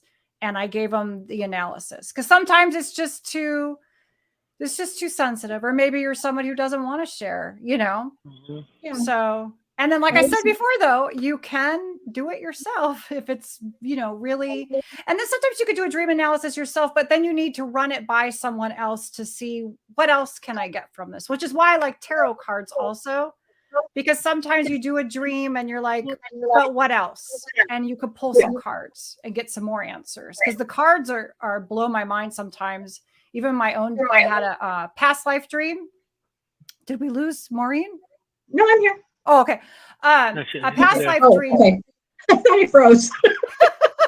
A past life dream that I had, I couldn't decide. Was it a past life dream? Was it an ancestral memory? Or was it just a dream? And I'm reading into it too much. And so I did the whole analysis and I pulled some cards, and I pulled a card for each question. And it came out to that it was a past life experience. And it gave me some, like, sometimes it's the not knowing that bothers us more than the knowing, and so it gave me some closure for that dream. So I could close the book on that one. So you said that you don't totally interpret, but you help people too. So how do you help them along with the process? Well, I can fully interpret somebody's dream if they want. What I was saying is, if somebody just comes to me with a dream, like just verbally, and they have a little bit of information for me, I'm not going to be able to give them a full analysis because I need more information and I have to probably look up some symbols. But I mean, if somebody sends me a dream, I can analyze any dream, but I have to sit down with it. Some of them take me an hour or two to work on. It's not something that I just off the top of my head. I don't like to give people information right off the top of my head because I don't want to be wrong. I don't want to misguide somebody, and just because my perception thinks it's this way or that way. Because I may have some psychic abilities, but I'm not a psychic. And so I can't read that way. I sit down with it like schoolwork or whatever, and I do it. And then I check it with the cards, and then I can give you the analysis. Right. So make sure I put that out there. I think everyone has abilities. Yeah.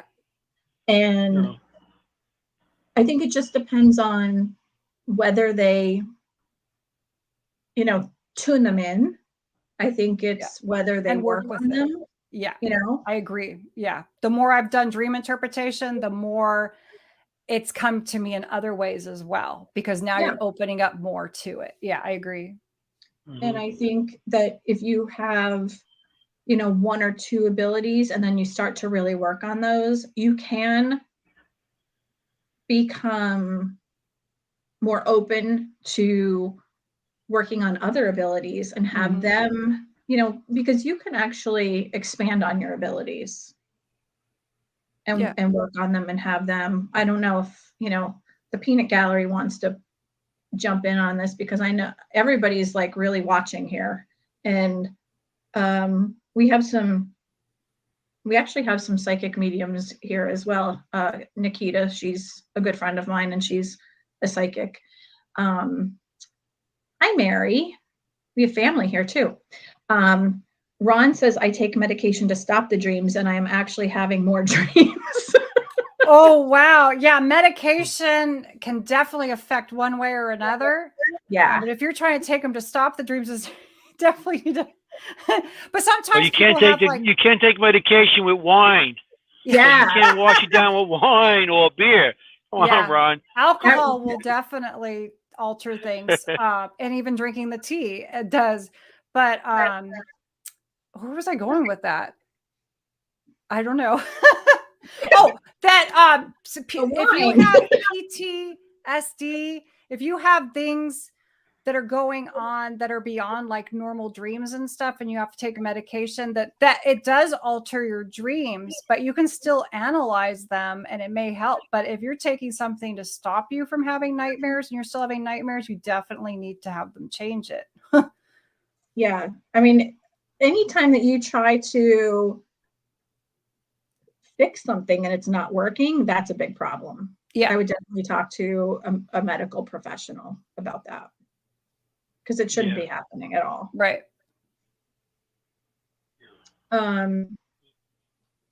What did we not discuss yet? Have you ever looked up an interpretation of something and you were completely shocked by the reason behind it?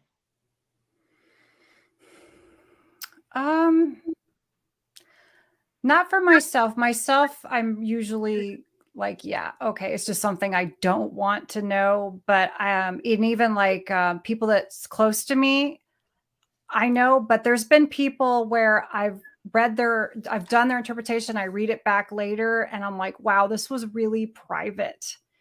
And I can tell what's going on in their life based on the dream. So there was one case where the woman, it was a repetitive dream. It was a really awful dream. And I'm not even going to say anything about it, except that she kept getting killed in her dream. And it was traumatizing to her. And she said she had brought it to psychics and different dream interpreters, and nobody ever solved it for her. So I went through it and I figured it out, and I sent it back to her. I never heard from her again. So I can't say for sure it was right, but there was a lot of abuse going on there. Oh. And so sometimes, that's something that needed to be dealt with, probably by seeing somebody, but sometimes just being aware of why you're having the nightmare can help, solve it. Like put a close to it. Mm-hmm. So, I mean, it's usually like stress or something. Like a lot of the nightmares you come across is because of something bad happening, or they have stress in their life, or something that's not, with the person that's having these dreams. It's usually something that's going on in their lives, and they're dreaming something about it, or they dreaming. Is that what usually is? It's like a stress type thing, or it's trauma, stress, mental illness. Think of anything negative, drugs. There's different things that can bring on nightmares. But trauma, if it's a repetitive, ongoing, where you're always having nightmares, that's got to be trauma-based somewhere. Generally, like if you're just stressed person, you'll have like little weird, stressful dreams, but they shouldn't be like full-blown, where I'm not going to bed tonight kind of dreams. Mm-hmm. So, I mean, if it's that dark and that messed up, you need to sit there and analyze what's going on in your life, because everybody knows what's truly going on in their life, But if you're just having a dream like I had a dream once that there was 3 demons, and some people would have been like, oh, I dreamt about demons and it's so awful, but it really wasn't. It was just about like learning something new in the spiritual realm. So part of it's perception too. It's basically, how do you feel when you wake up? Now, when I wake up from nightmares, I tend to be just like everybody else, breathing heavy. I feel a little bit traumatized, but when I go out and I analyze them and I solve it, then, so for me, it's like, just because it's a nightmare doesn't mean it doesn't have a good message, or it doesn't have an important message. So don't just be like, it's a nightmare, I don't want to ever think about it again. Because like, say you dream that somebody you love dies and you're just like really messed up about it. And you're not, more than likely, you're not seeing a future they're going to die in the way that you see it happening. It's more of a message about maybe your relationship with them, or something about them that is an aspect of yourself that you need to work on about yourself. So I hope that answers your question. Yeah. I'm asking questions so everybody else will learn too. The same question somebody else might be thinking, and you might be answering their questions also. So that's what this is all about. Not just to answer, to help anybody that's out there that needs help. Yeah. How about sleep paralysis? Is that, I mean, I know people that had that ongoing and they feel like they're being held down. Yeah. I know they say spiritual. Sometimes I think it's maybe part of a dream. They just can't wake up. So what's your view on that? What do you think about that? Well, I think two different things. One is that it basically sleep paralysis is when your mind is waking up before your body. So that's why you're stuck. You're aware and awake, but you can't move. And then that during that time, it's really common to hallucinate, which is why you would see a demon holding you down or an entity in your room and you can't move. That's really common psychological thing. But I won't say that that's the only time that happens. I've had dreams where I've gotten up and interacted with spirits. Now, whether or not I'm in that twilight time, I don't know, but I won't 100% say that, yeah, it's only a physical problem where you're waking up before your body does. I think that sometimes it could be spirits. But if you ask, a psychologist, they're going to tell you that's what it is, that there is no demon in the room. You're just waking up and you're hallucinating. Very good point. I guess I don't think I ever really thought of that either, GD. So that's definitely a good reason behind that. Yeah. It could also be medical. How about dreams? How about dreams like you don't want to wake up? So, I mean, I have dreams. It's like I'm up, but my eyes are closed, and I'm still thinking about the dream, and it feels like I'm up, and I hear everything going around me in the house, but my eyes are still closed, and I'm still thinking about that dream. And I just don't want to get up. It's like, it's so peaceful and everything. Yeah. Well, there's a thing called false awakening where people dream that they've gotten up and they're doing like going to get their morning coffee or going to the bathroom and only to find out that you wake up again. So you're dreaming that you got up. Is that what you mean? No, I'm talking about not waking up when you wake up in the morning, not wanting to wake up. Oh, just because the dream was so good. Yeah. That's common. I mean, we've all had that, something about the dream that it felt so real and you're kind of like you wake up and you're bummed that wasn't a real activity, that you were just sleeping. Yeah. I mean, sometimes it's so peaceful and just like, and you don't want to wake up. It's like, I got to get up and do what? Yeah, no, there is a time that's that same time where you're in that's called the twilight zone, where you're in between waking and sleeping. So maybe you have gotten physically, you've gotten up and started to walk around, but you're still like in that dream state and realizing that was a dream and that wasn't happening. I've had that where I've woken up and I think something, I'm like, oh wait, that was completely a dream. That never happened. So yeah, that's the same time. Yeah. How about the people that dream that they're home, but they like project themselves somewhere else? Is that part of a dream state, or is that, projection? Something psychological, maybe spiritual, something like that? I might be here and think I'm somewhere else, and, and then come wake up into my bed in the morning. Yeah. Well, out of body experience. It could be that, I mean, we don't really know when we go to sleep and we're dreaming, are we able to leave our bodies and do a form of astral projection? I think we can. I think we really do go someplace. And I've thrown out the theory, the shadow people, when people see shadow people, like on ghost hunts in haunted houses, that's actually somebody who's dreaming, because they're always called observers. They observe. So that's interesting. So you are the shadow figure somewhere. Maybe no one sees you, but every once in a while somebody catches it, I'm not, because I can't get past looking at myself.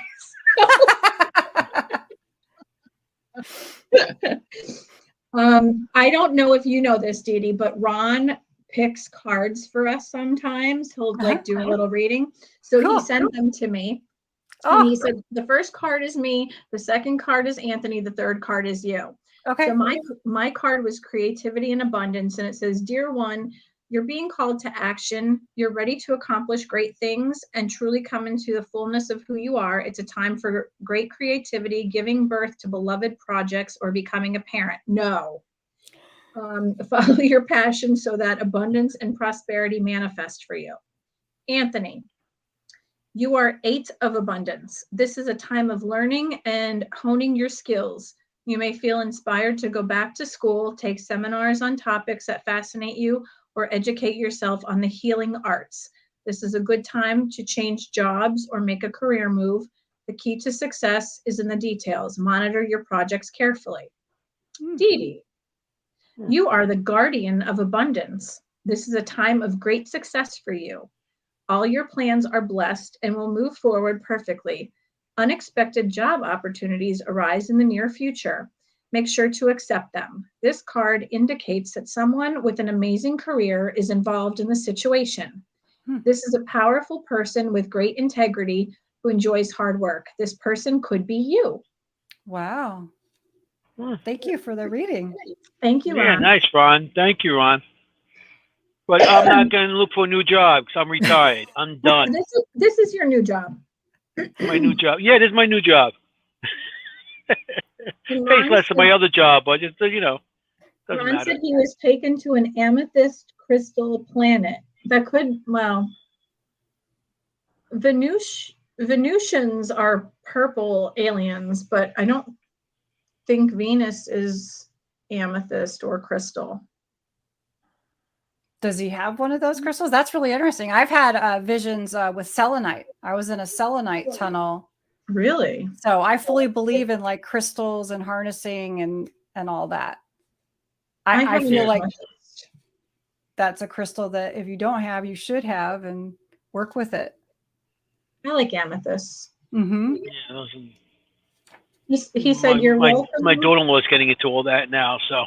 Oh, is she? Yeah, she's getting into all the crystals and stuff. So, and she comes to me and talks to me about it because not many people, it's like they consider spiritual, whatever they consider it. And she comes to me and talks to me about it because, I'm open to anything. I've been doing this 30 plus years and I'm open to anything. I'm no professional. I'm a learner just like anybody else. Yeah. So. Then people come to me and ask me questions all the time. And if I don't know, I will look up stuff, I like researching too. Can't know everything. No, you can't. No. Crystals, like you could have two crystals that look very similar, but they're two totally different things. Yeah. And I feel like crystals have personalities too. They do. There's certain ones that could be two, say, identical crystals, but one you're drawn to and one works with you and one doesn't. So there's really something to their energy. Just like people. Mm-hmm. You could have twins that are totally different people. Yeah. Oh, speaking of crystals, if you have people who have nightmares. Labradorite. Obsidian. Oh, I love obsidian. That's nice. That's something that you can place on your nightstand to help protect you. You can also, I just read this in Patty Negri's book, but you put a bottle of water on your nightstand and it's to absorb all of your negative thoughts and dreams, and then you dump it out. You don't drink it. And I was like, it's emotions. Huh? Is it because it's emotions? Like your dreams are emotions, and right? It goes and it's into water, which is emotional. Mm-hmm. Yeah. And I thought, I just learned that. I was like, oh my God, I literally sleep every night with water on my nightstand, but I drink it. So I have to change. Last night, I just read that. Last night, I put my water under the thing. I was like, nope, here's the water for the negative stuff. Here's the water I'm going to drink further away. And every time I think of water on the nightstand, I think of the movie Signs with the little girl with the glasses of water. Did you see the movie Signs? No. She slept with the water because the aliens didn't like water. Oh. So she'd have glasses of water all over the house, and her father couldn't stand it because he kept seeing this water everywhere. And in the end, her brother used a baseball bat to hit the water, and it flew and hit the alien, and it like made him leave. Oh. Now we know. So I think of that all the time. Now you know how to get rid of aliens. Yeah. There's water in their face. Keep that water on your end table. That's right. I got my water all the time. I'm not going to get probed. That's right. So what do you think about dream catchers? What do you think about dream catchers? Do you believe they work? Because I know I have them all over my house. Yeah, I think that I don't have one, but I had one as a child. Now that's something my mom got me one as a child because I had a lot of dreams. So that is Okay. something that she got me was a dream catcher. So, and I, so I do believe that anything that you can use, whether you're setting the attention and the mindset, or if it physically does something, I think it's a good tool. Definitely. Okay. I can feel it. I guess if you believe in something enough, it's a good tool. Right. Yeah. You know. I think everything is perception and intention. Everything. Yeah. But I think, I don't know. I saw someone had a dream catcher, and I never had this thought before when I saw one, but this one particular person had one, and it made me think it was a portal. Oh. Oh, really? So I don't know if it was based on the way it was made, or that it was the intention behind it. Mm-hmm.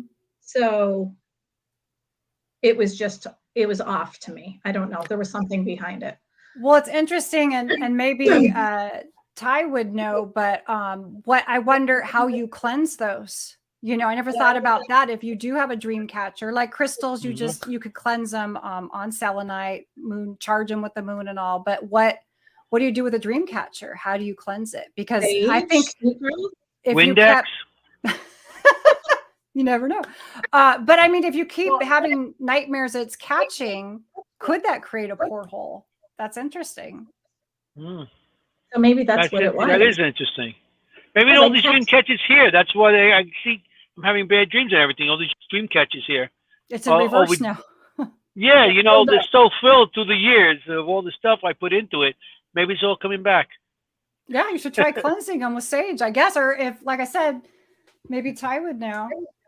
Remember when we were talking to Doug Goodfeather, and I asked him what he used as like a cleansing, and I asked him if it was sweetgrass because that's what Native Americans typically used, and he said no, it was, what did he call it? Ghost medicine?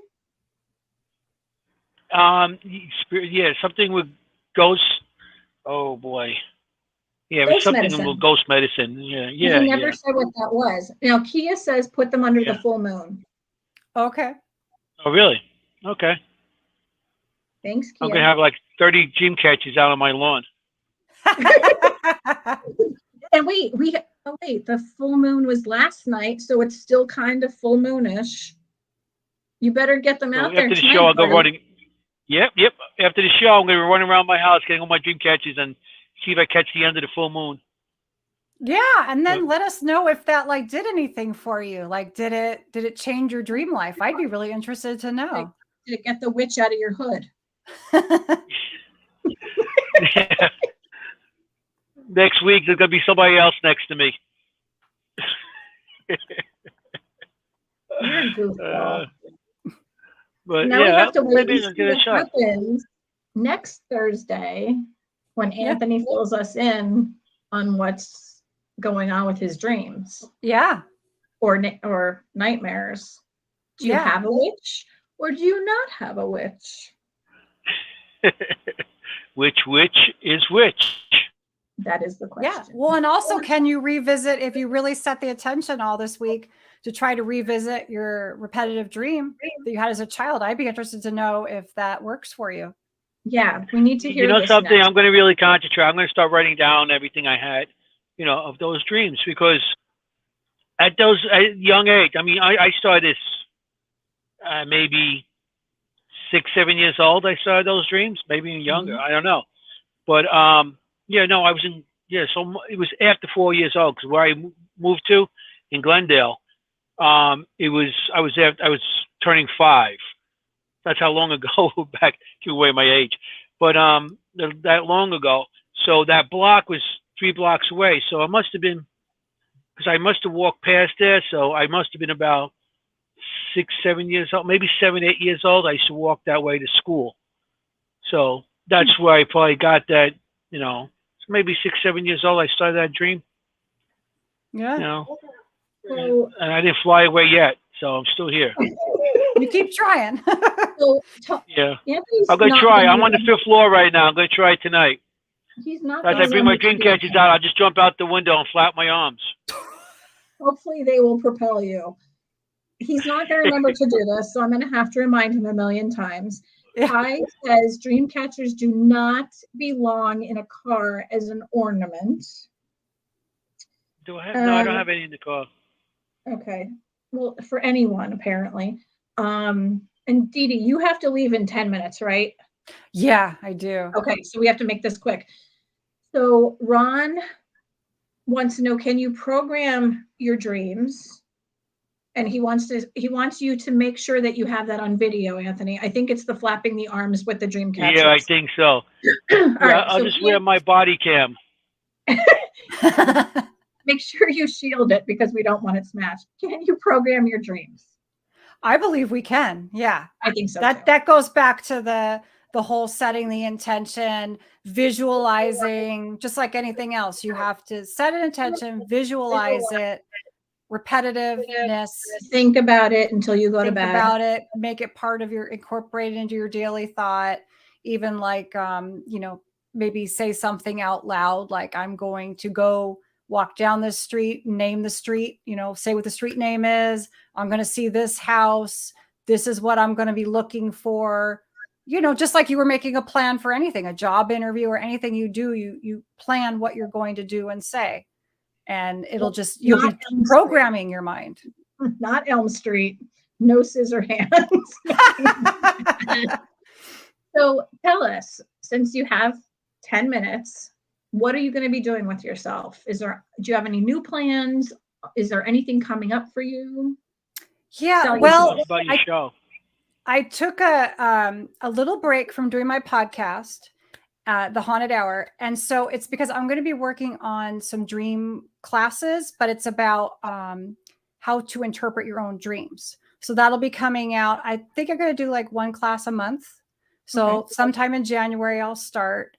And it'll just be on YouTube and you can watch it. And, hopefully people will stop by and give me feedback. And then if anybody has a dream they want me to do, they can email it to hauntedhourpodcast@yahoo.com. I'll totally help you the best I can, pull cards with you, whatever you want.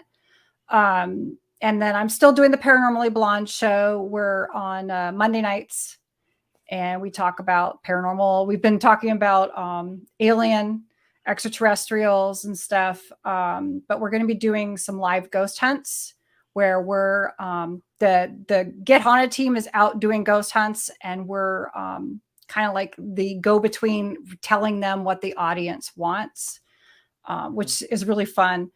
And then I'm always going to be at That's live. And it'll be live. Yeah. Right. Where are you located? I'm in California. You're in California? Okay. Mm-hmm. But I'm from New York, but I moved out when I was 3. Long Island. They lived in, I was born in West Islip.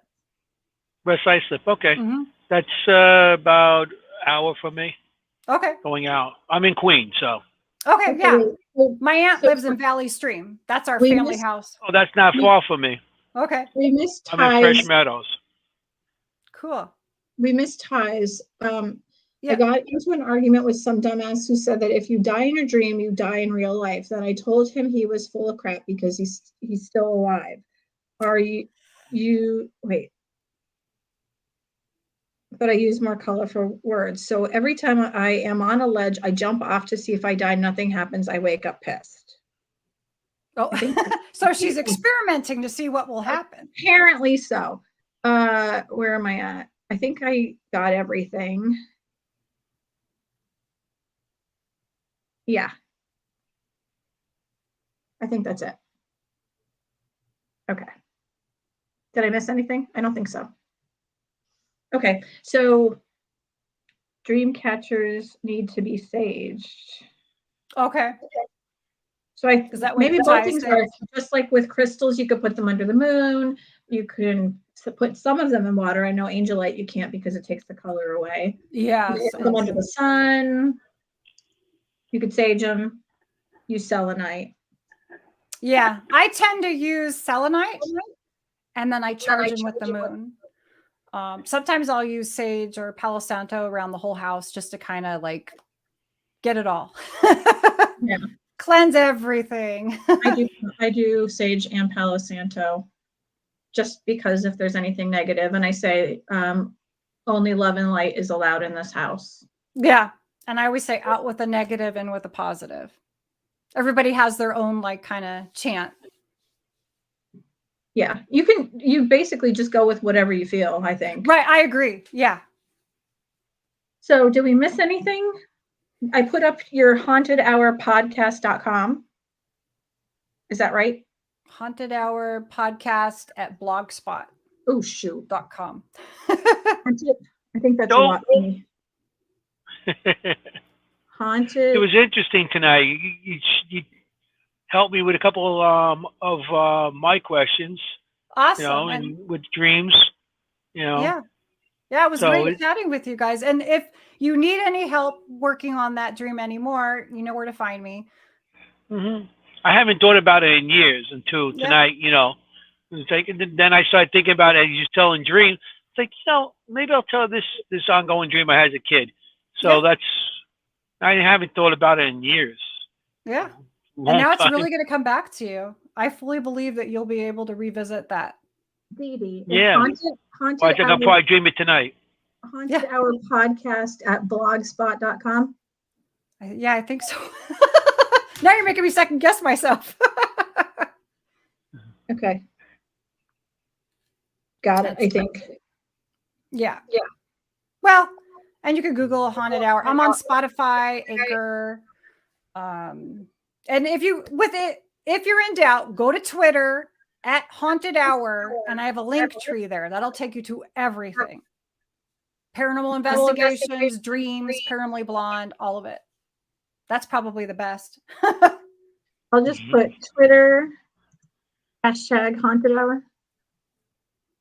Yeah, or at Haunted Hour, because that's what it is. Did you start as a paranormal investigator, or you started as somebody that was interested and started a blog or whatever? I started with Haunted Hour, and then I started doing the blog and the YouTube so that I could, because I would tell people things and I had no way to share what I was talking about. So it makes it it's not as interesting. So I gave a place for people to go watch what I'm talking about. And then that made me more interested in going to haunted places and doing investigations. So it kind of like, then I started putting that up there. Because it's really interesting. It's fascinating. When I started, I didn't like ghost boxes or any of that stuff. And now I have 2. So, I mean, I just keep evolving, you know, as I get more into it. So yeah, it starts off with something small and it just grows. You get more toys. Exactly. I got a whole room in back. I got a whole room of toys with shelves and everything. You guys see this stuff I got. Yeah. You make your own? I used to. Well, I'm not talking about electrical. I used to make my own dowsing rods, coat hangers. Remember, I started 13 years old. As I said, I used to go in the cemetery with dowsing rods. I used to make out the old wired hangers. And my mother just got mad because she had nowhere to hang a coat after a while. But I used to go with that, a compass, and a 35 millimeter camera. I used to walk around the cemeteries because Glendale, where I grew up, Glendale, New York, is surrounded by 9 cemeteries. Yeah. So I have my playground. Nice. To go do what I got to do. So awesome. That's how I started. But yeah, as you go along, to build equipment, no, I buy. I had a friend that used to make me my night vision lights. He passed on me, but he used to build the lights for them because the heat. So I go into like dark places where you shut off the camera, you can't see nothing. Yeah. So yeah, it was, but building equipment, no.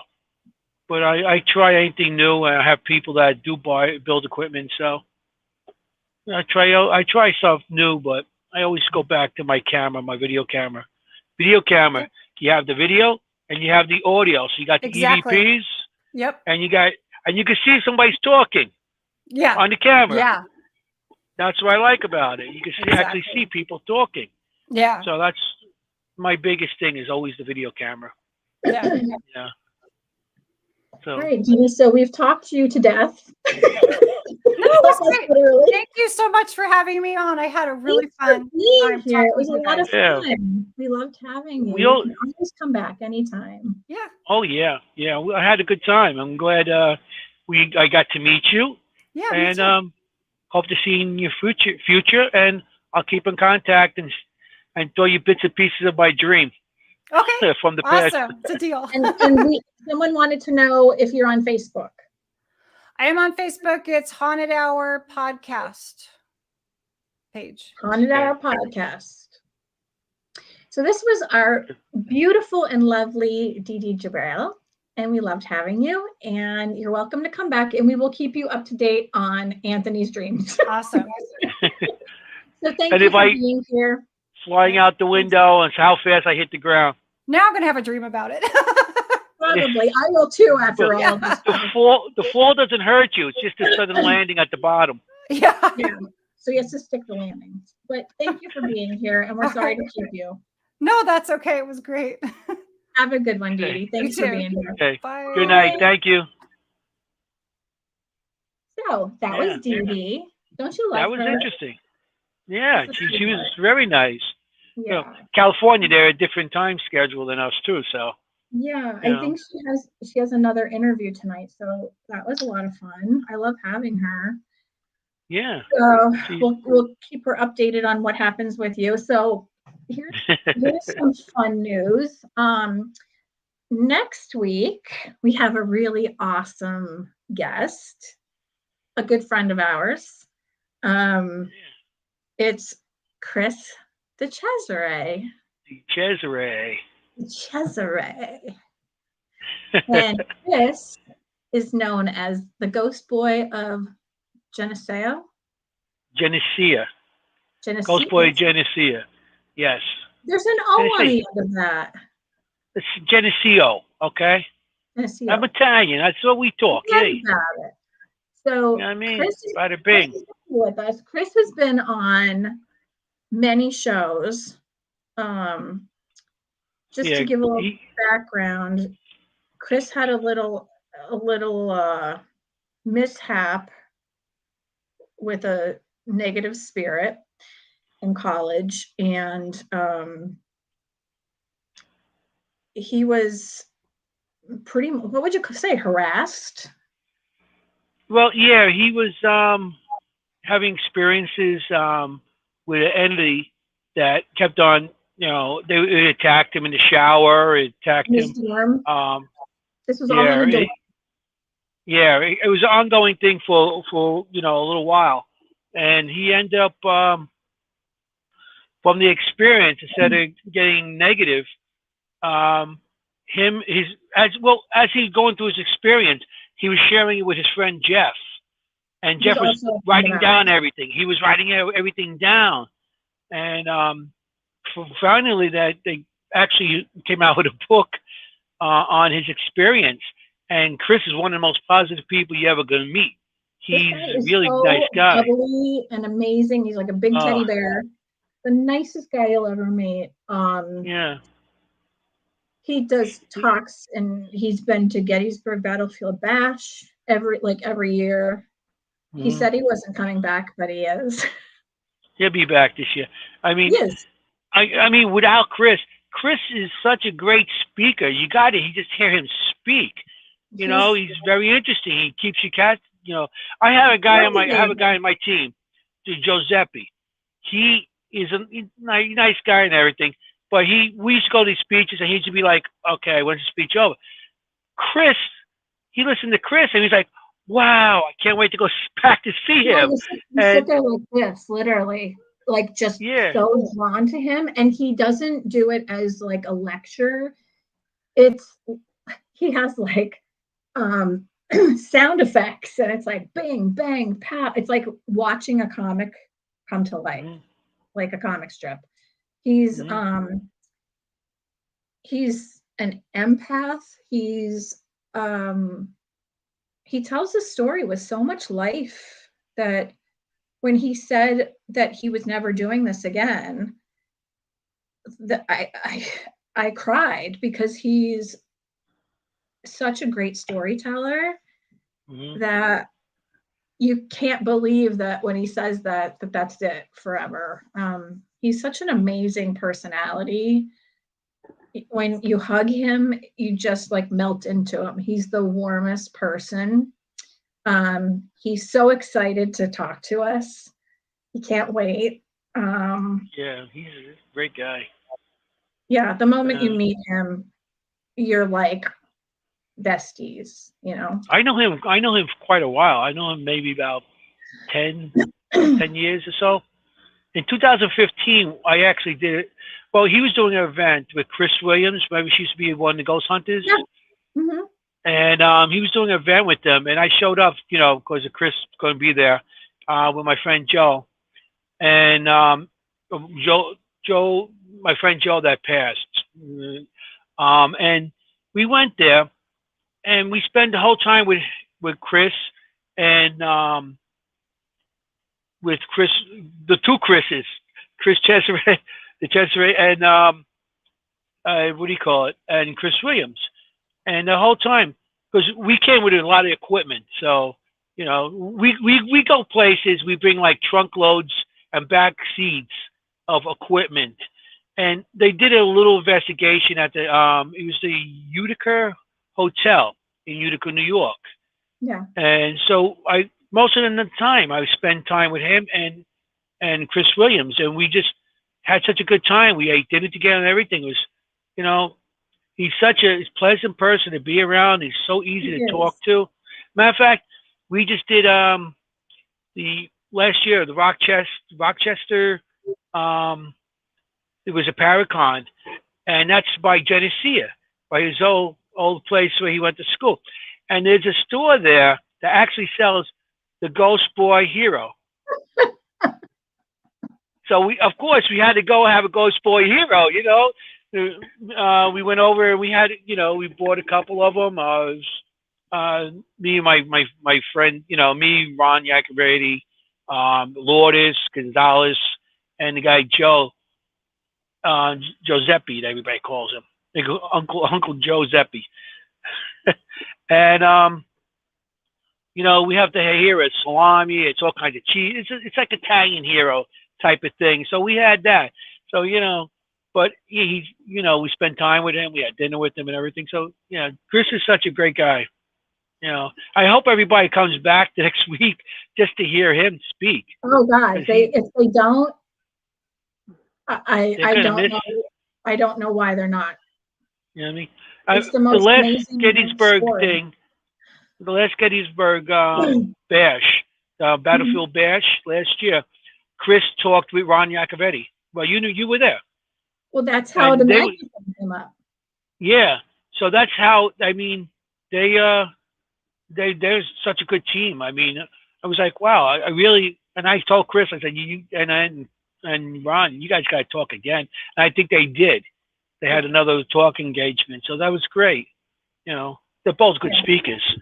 Well, how I met Chris was we were friends we met Jeff and Mara, and Mara has the most great people voice ever, and I'm so proud of her. We met them at a New Year's Eve party at Joe Hawk's house. Oh, really? Yeah. And then they were like, just when you meet Chris, just tell him that you're friends with us. So that's what I did. And he was like, oh my God. And then, I said, I'm going to come in and listen to you speak. And I told you last week, like, I'm not a crier. I cried like a baby between him and Ron. Oh my God.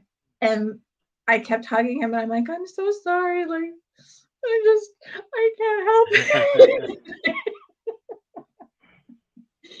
And then the thing with Ron with the Maggie thing, that just was mind blowing to me. Mm-hmm. And we're picking that up for you, so I can't.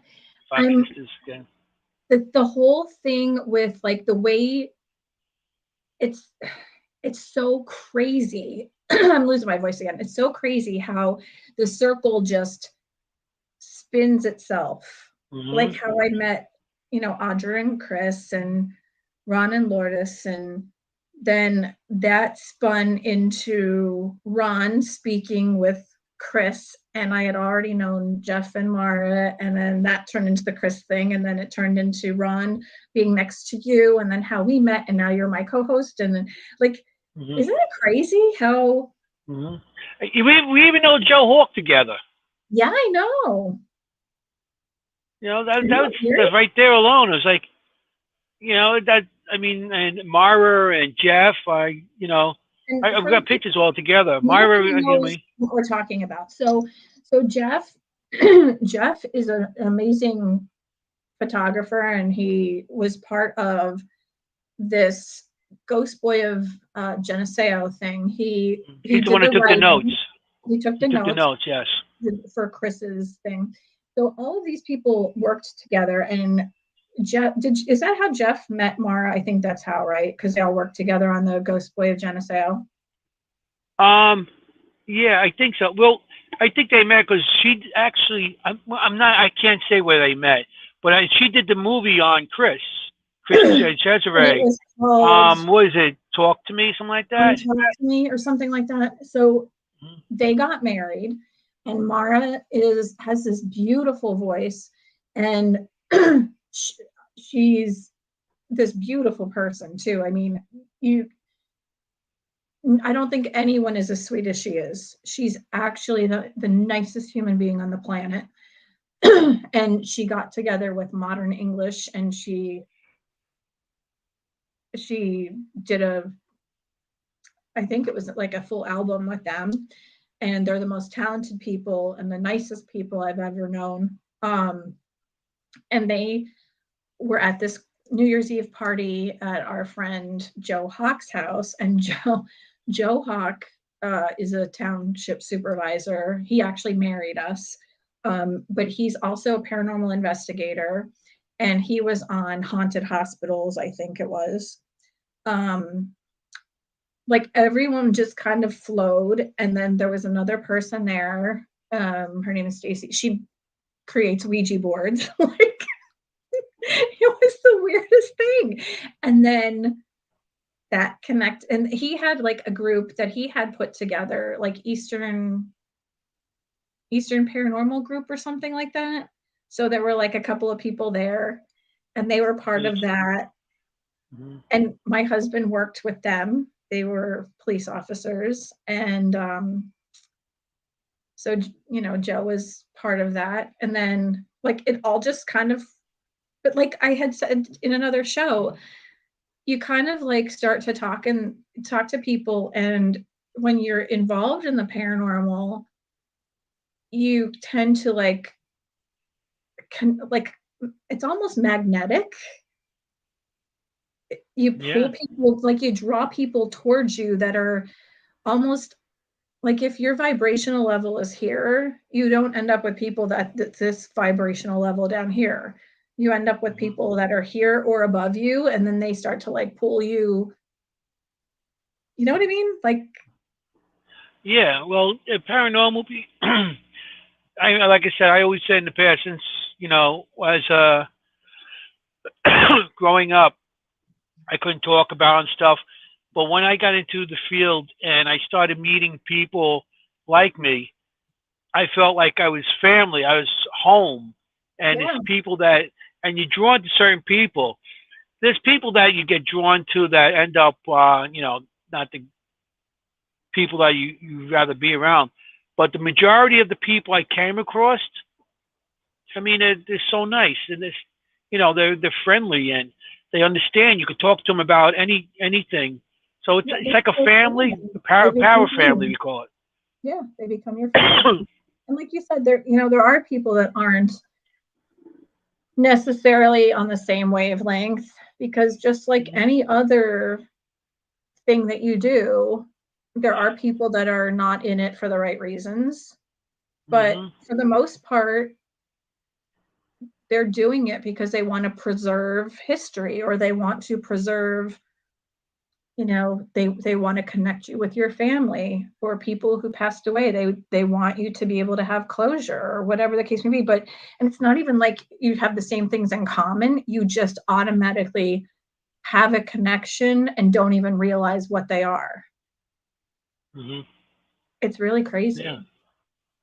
You're kind of like drawn to each other, which is Yeah, great. I mean, Joe Hawk, like we just started saying, I met him 2015, 16. I think it was 2016. That's when I did he was doing the East Coast Paracon. that's what And it was. I went to that. I went to a couple of those before he stopped doing them. So that's where I got to meet him. Yeah. That's weird that you guys got married by Joe, and I seen him a couple of years ago. He was at the at Gettysburg Bash, excuse me, Gettysburg Battlefield Bash, and and that's when he's talking about maybe starting it again, which I guess it happened this year, but he didn't do it. Somebody else did. But Wait, is that when he spoke when it was about the dogs used? yeah, that was back then. When you work in the tables, you really don't get to see too many speeches. That was the You know, that was the year that we went to see him speak. So that was the year before last. So we were there to see him speak. So yeah, we were there in the same room. yeah. Well, like I said, I had a table. I was doing trying to start off a production company with the doing the Fox Sister stuff, which didn't take off the ground. Which we started another one, which I'm working with somebody that's gonna, we're gonna be doing stuff more than I done in the past. But yeah, I think that was the year. Was I? Yeah, I was there trying to publish the other thing. But yeah, I think I spoke that year also. I was like the first speaker on a Friday. Like just opened up and they had me speaking. So Mhm. I had people there, but I didn't have a lot of people because they just opened up. Because people come in and they walk around the tables right away.